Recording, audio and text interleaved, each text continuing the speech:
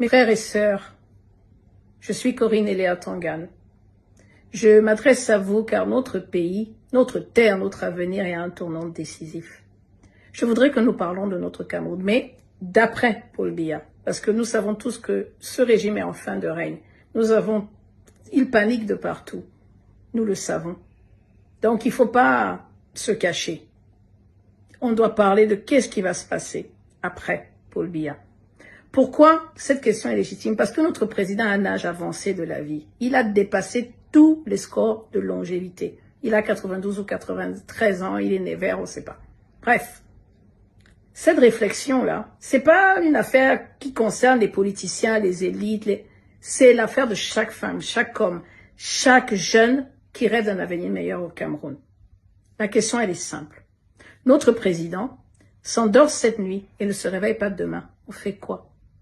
À cet âge avancé de la vie, c'est ce qui se passe. On va dormir, on ne se réveille pas le lendemain. On fait quoi? Cette question est légitime. Qu'est-ce qui va se passer? Nous savons très bien que son Excellence Abdoulaye Boubakari, qui est vice-président du Sénat, est en poste pour ça. Le célèbre Lamido de Rebouba. Il va organiser des élections vite fait bien fait. On va nous imposer quelqu'un. D'ailleurs, Franck Biya semble être bien préparé. On l'a déjà présenté chez les Bamoun, on l'a déjà présenté dans le Nord, on a vu les enveloppes passent, bref. Si c'est pas lui, c'est Ngongo. On fait quoi? Mes frères camerounais, vous avez dit, on va aller aux élections. Sortez les listes électorales. Rien. On a dit, les membres de la diaspora, on devait faciliter l'inscription pour que nous aussi, nous puissions voter. Rien. Pendant que vous êtes en train de vous agiter, vous montez, vous descendez, on vous dit qu'on va taper vos chefs, vos leaders nationaux, on va les mettre en prison. Vous avez fait quoi? On a fait quoi? Rien. Et vous croyez que c'est quand on va nous imposer un président que nous allons faire quelque chose?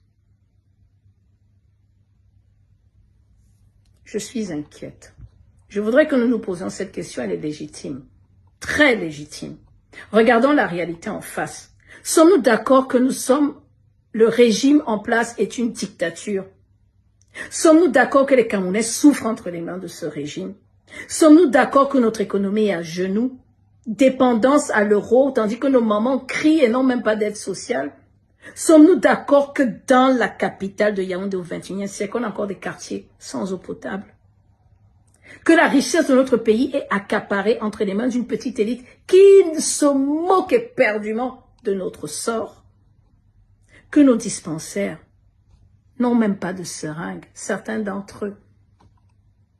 Mes frères, on a vu il y a quelques jours des Camerounais brûlés vifs dans l'extrême nord. On ne peut pas se désolidariser de nos frères Wadjo. Boko Haram est en train de tuer. Papa et maman, des familles entières se cachent dans les villages parce qu'ils ont peur d'être assassinés par Boko Haram. Et alors que nos ministres doivent venir faire la queue pour aller dans leur CRTV national, nous faire le bilan de leur travail, le bilan de ce qu'ils ont fait avant et après, que nous sachions qui, dans ce membre du gouvernement, peut prendre la relève. On nous menace.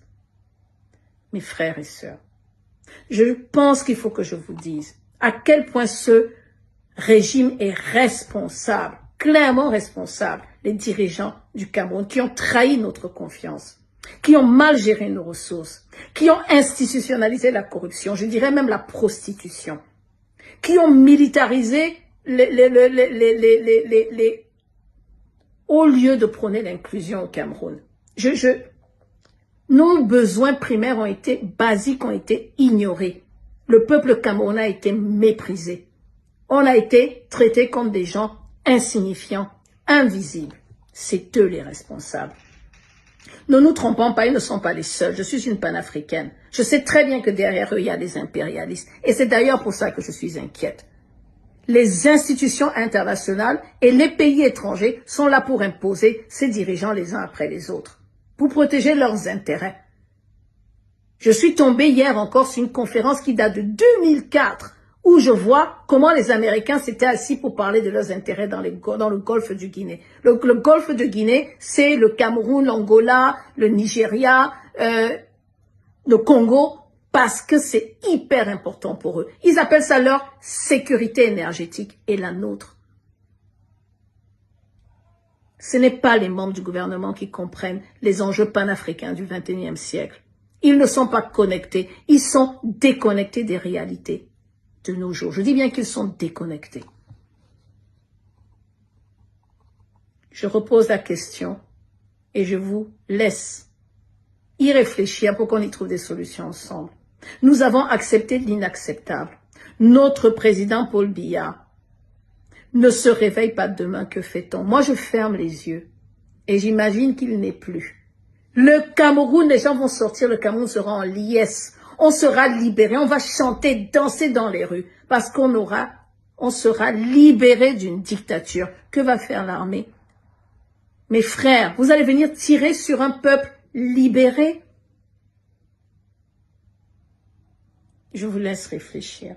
Je continue de penser que dans notre armée, on a des panafricains. Je continue de penser que ces gens ne viendront pas nous achever sous les ordres de cette dictature.